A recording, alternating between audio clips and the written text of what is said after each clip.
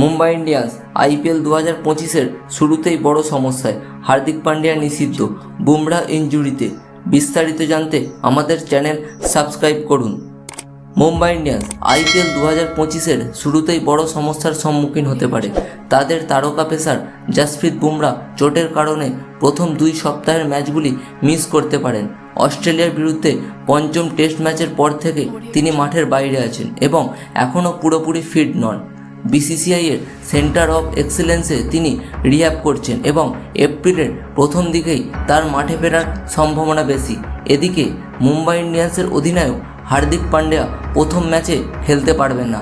গত মৌসুমে তার দল 3 বার স্লো ওভার রেটের কারণে শাস্তি পেয়েছিল, ফলে তার 1 ম্যাচ নিষেধাজ্ঞা এবারের আইপিএলে বহাল রাখা হয়েছে।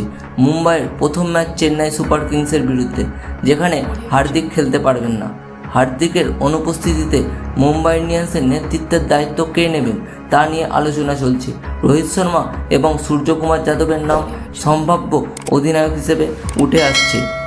এই পরিস্থিতিতে মুম্বাই ইন্ডিয়ান্সকে তাদের প্রথম কয়েকটি ম্যাচে চ্যালেঞ্জের সম্মুখীন হতে হবে এবং বিকল্প খেলোয়াড়দের উপর নির্ভর করতে হতে পারে।